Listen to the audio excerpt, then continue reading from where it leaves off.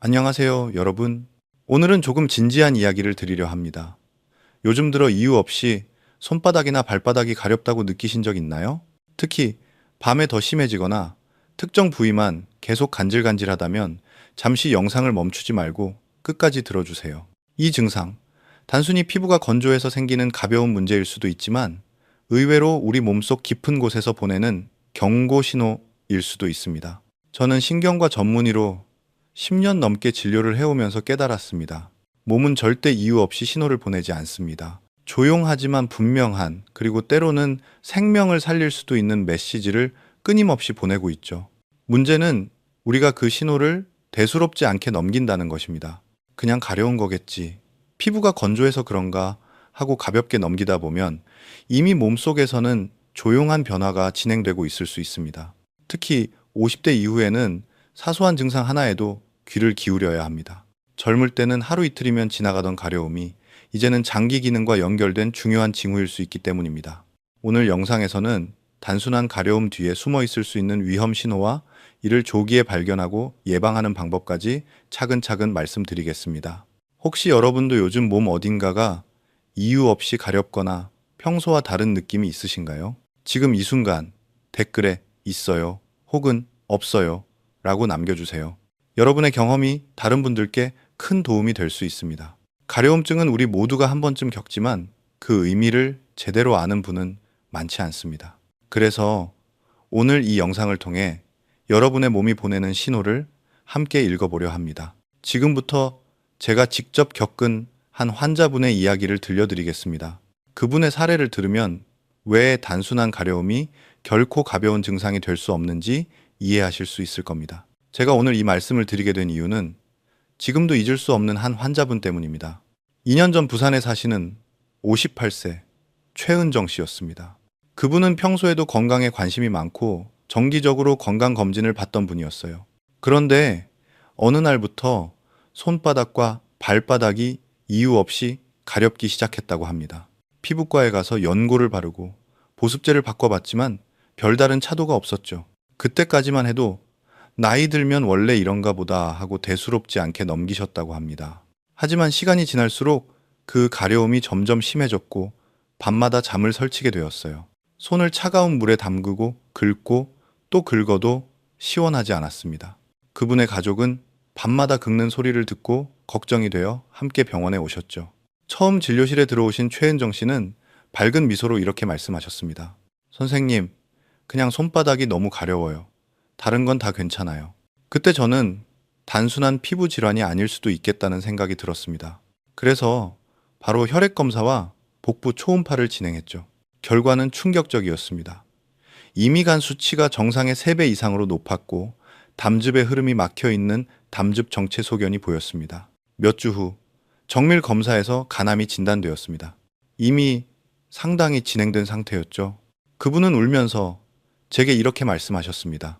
선생님, 처음엔 정말 그냥 가려워서 긁기만 했는데 이런 큰 병이 숨어 있을 줄 몰랐어요. 그 말이 아직도 제 귀에 생생합니다. 그분은 치료를 시작했지만 병은 이미 많이 진행된 상태였습니다.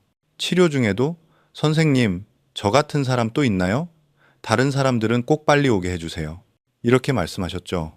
그 말을 들은 후로 저는 가려움증 환자를 볼 때마다 한 번 더 마음이 조급해집니다. 이분도 혹시 그때의 환자처럼 중요한 신호를 보내는 건 아닐까? 그 생각이 제 머리를 스칩니다. 이 이야기를 전해드리는 이유는 여러분을 겁주기 위해서가 아닙니다. 몸의 작은 변화가 때로는 생명을 지키는 단서가 되기 때문입니다. 그래서 저는 오늘 그 신호가 왜 생기는지, 그리고 어떤 원리로 우리 몸이 이런 메시지를 보내는지를 정확히 알려드리려 합니다. 여러분, 우리가 흔히 가려움이라고 부르는 이 감각은 단순히 피부가 건조해서 생기는 반응이 아닙니다. 의학적으로 보면 가려움은 신경계가 보내는 경보 신호, 즉 몸속의 이상을 알리는 하나의 경고음과 같습니다. 피부에는 수많은 신경 말단이 있습니다. 이 신경들은 외부 자극뿐 아니라 몸속의 화학적 변화를 감지해 뇌로 신호를 보냅니다. 예를 들어 간에서 만들어진 담즙이 제대로 배출되지 못하고 몸 안에 쌓이면 그 성분이 혈액을 타고 전신으로 퍼집니다. 이때 그 담즙 성분이 신경을 자극하면서 강한 가려움이 생기죠. 이를 담즙 정체 콜레스타시스라고 합니다. 담즙 정체가 생기는 이유는 다양합니다. 간의 염증, 담도 폐쇄, 지방간 또는 일부 약물의 부작용일 수도 있습니다. 문제는 이런 변화가 초기에는 통증이나 피로처럼 눈에 띄는 증상으로 나타나지 않는다는 점입니다. 그래서 우리 몸은 그보다 먼저 신경계를 통해 가려움이라는 형태로 신호를 보내는 것입니다. 특히 손바닥과 발바닥이 먼저 가려운 경우는 의학적으로 중요한 의미를 갖습니다. 이 부위는 신경이 매우 촘촘하게 분포되어 있어서 혈액 속 담즙이나 노폐물의 변화에 가장 민감하게 반응합니다. 그렇기 때문에 간이나 담도 또는 혈액순환에 문제가 생기면 다른 부위보다 먼저 이곳에서 이상 신호가 나타날 수 있습니다.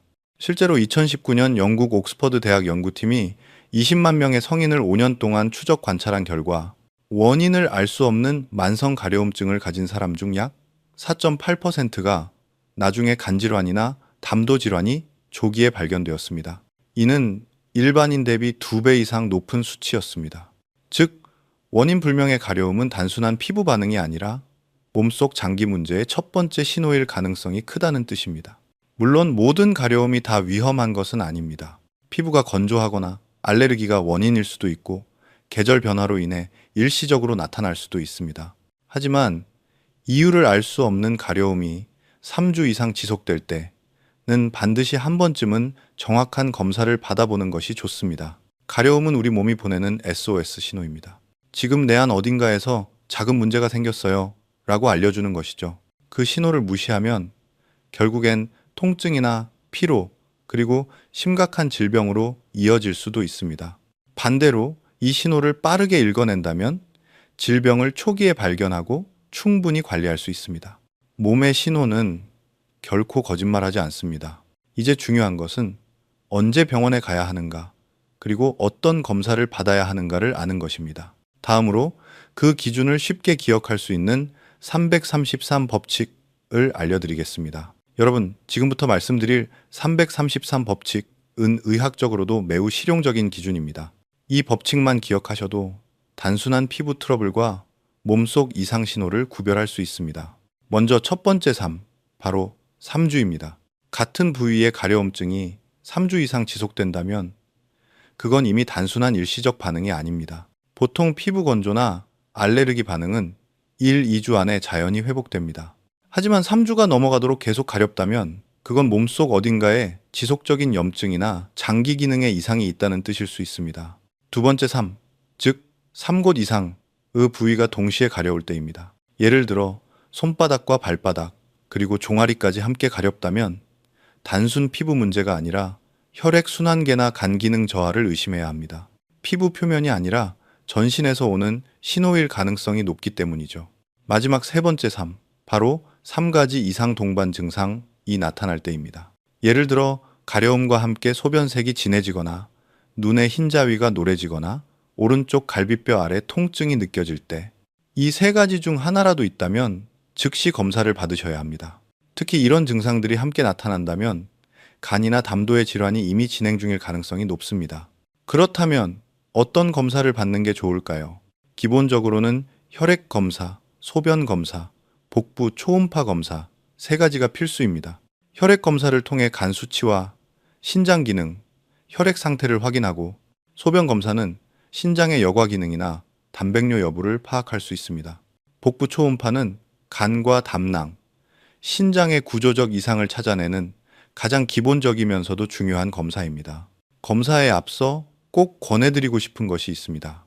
바로 가려움 일기를 써보는 것입니다. 언제부터 증상이 시작됐는지, 하루 중 어느 시간에 심한지, 무엇을 먹거나 어떤 일을 한 후 악화되는지를 간단히 기록해 보세요. 예를 들어 이렇게 적을 수 있습니다. 3월 15일 오후 3시 손바닥 가려움 시작, 점심에 라면 섭취, 2시간 후 찬 수건으로 진정, 30분 뒤 완화. 이렇게 기록을 남기면 의사가 진료할 때 훨씬 정확한 판단을 내릴 수 있습니다. 또한 여러분 스스로도 증상의 패턴을 파악할 수 있어 재발을 막는 데 큰 도움이 됩니다. 가려움증은 단순한 불편함이 아니라 우리 몸이 보내는 언어입니다. 그 언어를 읽을 줄 아는 사람만이 건강을 지킬 수 있습니다. 여러분이 지금 느끼는 그 작은 신호를 절대 가볍게 넘기지 마세요. 조기에 확인하고 대응한다면 대부분의 질환은 충분히 관리할 수 있습니다. 이제부터는 가려움을 두려워하기보다 그것을 몸의 안내판으로 받아들이면 됩니다. 지금부터 말씀드릴 내용은 그런 몸의 신호를 완화하고 예방하는 생활 습관의 핵심 원칙입니다. 이제부터는 몸이 보내는 신호를 미리 알아차리고 가려움증이 생기지 않도록 예방하는 방법을 말씀드리겠습니다. 가장 중요한 것은 몸 안, 몸 밖, 마음 관리, 이 세 가지를 함께 돌보는 것입니다. 이 세 가지 균형이 깨지면 아무리 좋은 약을 써도 근본적인 회복이 어렵습니다. 1. 몸 안 관리, 충분한 수분과 숙면, 그리고 균형 잡힌 식사. 첫 번째는 몸 안 관리입니다. 우리 몸의 장기들은 매일 수많은 독소를 걸러내고 다시 깨끗한 혈액을 만들어냅니다. 이 과정에서 가장 중요한 것은 바로 물입니다. 하루에 최소 2리터 이상 작은 컵으로 나누어 자주 마시는 것이 좋습니다. 나는 물 많이 마시는데 왜 피곤할까?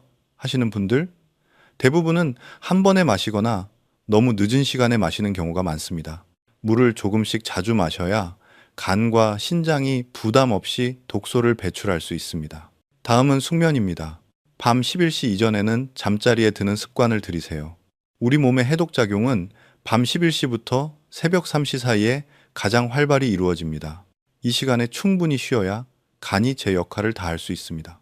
늦게 자거나 수면의 질이 떨어지면 간의 해독 기능이 떨어지고 그 결과 노폐물이 쌓여 가려움이 악화될 수 있습니다. 식사도 중요합니다. 항상 기억하세요. 음식은 약이 될 수도 독이 될 수도 있습니다. 기름지고 자극적인 음식, 인스턴트 식품, 과한 음주는 간과 신장을 지치게 만듭니다. 대신 오메가3가 풍부한 생선 연어, 고등어, 참치과, 녹황색 채소 시금치, 케일, 브로콜리를 자주 드세요. 이런 식단은 몸속 염증을 줄이고 혈관을 깨끗하게 해줍니다. 2. 몸박 관리. 긁지 말고 진정시키세요. 두 번째는 몸박 관리입니다.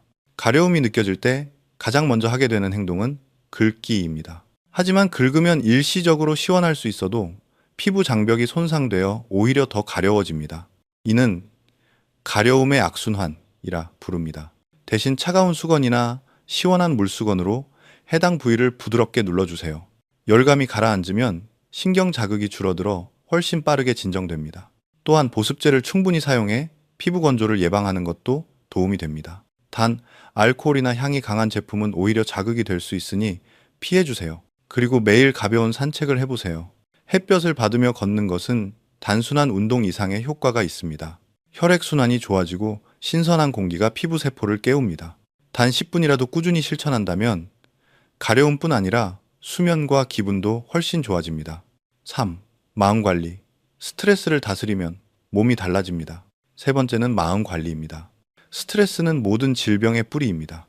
불안과 긴장이 계속되면 우리 몸은 코르티솔이라는 스트레스 호르몬을 과다 분비합니다. 이 호르몬이 많아지면 면역력이 떨어지고 염증 반응이 증가해 가려움이 심해질 수 있습니다.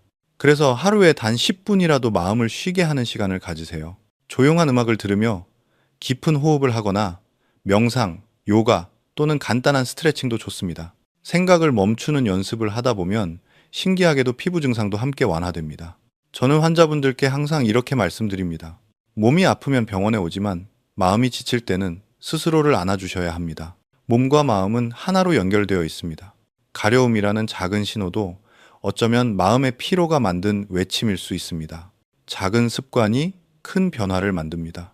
이 세 가지, 물과 잠, 걷기와 진정, 그리고 마음의 휴식, 이것만 꾸준히 실천해도 몸의 면역 체계가 달라집니다. 실제로 이런 습관을 꾸준히 지킨 환자분들은 재발률이 크게 줄었습니다. 매일 아침 일어나 따뜻한 물 한 컵으로 하루를 시작해 보세요. 그리고 밤에는 스스로에게 이렇게 말해 보세요.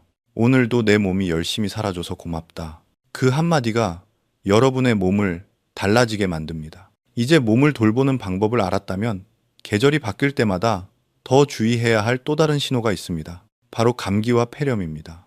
특히 요즘처럼 일교차가 심한 시기에는 가벼운 감기도 결코 가볍지 않습니다. 다음으로 나이 들수록 왜 감기가 위험해지는지 그리고 어떻게 대비해야 하는지를 알려드리겠습니다. 지금까지 우리는 가려움이라는 작은 신호 속에 숨어있는 몸의 경고를 살펴봤습니다.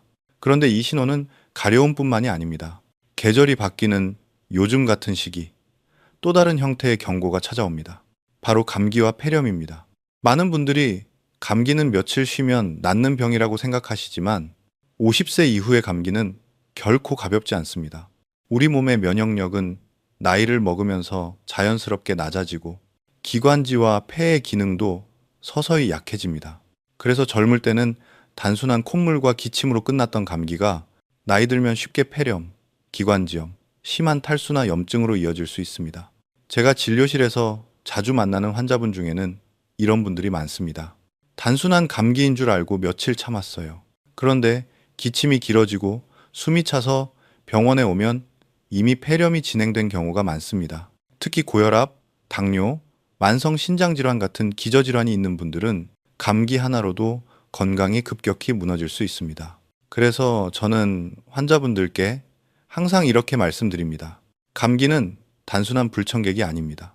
면역이 약해진 몸에 찾아오는 또 다른 신호입니다. 이 신호를 무시하면 몸은 더 큰 소리로 경고합니다. 고열이 오르지 않아도 평소보다 기력이 떨어지고 입맛이 없거나 잠이 지나치게 늘면 이미 몸이 싸우고 있는 중일 수 있습니다. 특히 어르신들에게는 미열조차 나타나지 않는 무열성 폐렴도 흔하니 단순히 열이 없으니 괜찮겠지 라고 생각하면 위험합니다. 그렇다면 어떻게 예방해야 할까요? 먼저, 손 씻기와 마스크 착용은 여전히 최고의 방어법입니다. 외출 후에는 30초 이상 비누로 꼼꼼히 손을 씻고 사람이 많은 곳에서는 KF94 마스크를 착용하세요. 또한 실내 습도를 40, 60%로 유지하면 바이러스 활동을 크게 줄일 수 있습니다. 두 번째는 예방접종입니다. 특히 65세 이상이라면 인플루엔자 백신과 폐렴구균 백신을 반드시 맞아야 합니다. 이 두 가지 예방접종만으로도 감기로 인한 합병증 위험을 크게 낮출 수 있습니다. 의사와 상의해 자신의 건강 상태에 맞는 시기에 접종을 완료해 두세요. 마지막으로 중요한 것은 조기 대응입니다. 기침, 가래, 미열이 3일 이상 지속되거나 몸이 무겁고 식욕이 급격히 줄었다면 바로 병원을 방문하세요. 며칠 더 기다려보자 라는 생각이 가장 위험합니다. 감기든 가려움이든 몸의 신호는 결코 우연이 아닙니다. 우리 몸은 늘 먼저 말해줍니다. 문제는 우리가 그 소리를 얼마나 귀 기울여 듣느냐입니다. 작은 감기, 사소한 가려움, 피곤함 하나에도 왜 이런 신호를 보내는 걸까 하고 물어보는 습관이 여러분의 생명을 지켜줄 수 있습니다. 다음 영상에서는 감기 후 폐렴으로 진행되는 것을 막는 3단계 방어 전략을 자세히 알려드리겠습니다. 오늘은 그 시작으로 여러분께 한 가지 부탁드리고 싶습니다. 몸이 보내는 신호를 두려워하지 말고 감사히 들어주세요. 그 마음이 여러분의 건강을 가장 든든하게 지켜줄 것입니다. 오늘 긴 이야기 끝까지 함께 해주셔서 진심으로 감사합니다. 지금 이 순간 여러분의 마음속에는 어떤 생각이 떠오르시나요? 혹시 나도 그런 적이 있었던 것 같아 하며 손바닥이나 발바닥의 가려움을 떠올리셨다면 그건 단순한 우연이 아닙니다. 여러분의 몸이 지금 이 영상을 통해 스스로의 신호를 다시 들으려 하고 있다는 증거입니다. 저는 지난 10년간 신경과 전문의로 일하면서 수많은 환자분들을 만나왔습니다. 그 중에는 작은 이상을 일찍 발견해 건강을 되찾은 분들도 있었고 반대로 조금만 더 빨리 왔더라면 하고 아쉬움을 남긴 분들도 있었습니다. 그때마다 제 마음은 무겁고도 따뜻했습니다. 몸은 항상 먼저 알려주지만 우리가 그 목소리를 듣지 못했을 뿐이니까요. 사실 몸은 매일 조용히 이야기합니다. 오늘은 너무 무리했어. 물을 좀 더 마셔줘. 지금은 쉬어야 할 때야. 하지만 우리는 늘 바쁘고 늘 괜찮다고 말하죠. 그렇게 하루 또 하루를 보내다 보면 몸은 결국 더 큰 소리로 우리를 부릅니다. 그 신호가 바로 오늘 이야기한 가려움, 그리고 기침, 피로, 감기 같은 작고 반복되는 증상들입니다. 그 신호를 두려워하지 마세요. 그건 우리 몸이 살아있다는 증거이며 스스로 회복할 수 있는 힘이 남아있다는 뜻입니다. 중요한 것은 그 신호를 무시하지 않고 기록하고 확인하고 조기에 대응하는 것입니다. 그 한 걸음이 인생을 바꿀 수도 있습니다. 여러분, 혹시 지금 이 영상을 보고 계신 부모님이나 친구 또는 혼자 계신 이웃 어르신이 떠오르시나요? 그분들께 이 영상을 꼭 전해주세요. 당신의 한 번의 공유가 누군가의 생명을 지킬 수도 있습니다. 저는 의사로서 수많은 데이터를 보지만 그 중에서도 가장 강력한 치료제는 언제나 관심과 사랑이었습니다. 가족이 건네는 따뜻한 한마디, 친구가 보내는 작은 메시지 하나가 환자의 면역력을 올리고 삶의 의지를 다시 불러일으키는 것을 여러 번 보았습니다. 그래서 저는 오늘도 이렇게 말씀드리고 싶습니다. 건강은 혼자 지키는 것이 아닙니다. 서로의 관심이 가장 좋은 약입니다. 건강하다는 건 단지 병이 없는 상태가 아닙니다. 밤에 편히 잠들 수 있고 아침에 눈을 떴을 때 가벼운 몸으로 하루를 시작할 수 있는 것, 좋아하는 사람과 따뜻한 식사를 나누며 웃을 수 있는 것, 그 모든 순간이 바로 진짜 건강입니다. 이 평범한 일상이 계속될 수 있도록 오늘 배운 내용을 꼭 실천해 보세요. 이 영상을 통해 여러분이 단 한 가지라도 습관을 바꾸고 실천하신다면 그 순간부터 여러분의 몸은 이미 회복을 시작합니다. 내일 아침 따뜻한 물 한 컵을 마시며 오늘도 내 몸이 살아있어서 고맙다. 이 한마디를 꼭 해보세요. 그 마음이 몸의 회복력을 키우는 가장 큰 비밀입니다. 그리고 여러분의 생각을 댓글로 남겨주세요. 나는 오늘부터 내 몸의 신호를 들을 거예요. 이 한 문장을 적는 것만으로도 여러분은 이미 건강을 향해 한 걸음 나아가신 겁니다. 좋아요와 구독으로 함께 해주시면 앞으로도 여러분의 건강을 위한 의학과 마음의 이야기를 계속 전해드리겠습니다. 오늘도 여러분의 건강과 평안을 진심으로 기원합니다. 몸이 보내는 작은 신호 하나하나에 귀 기울이세요. 그 관심이 바로 여러분의 생명을 지키는 첫걸음입니다. 감사합니다.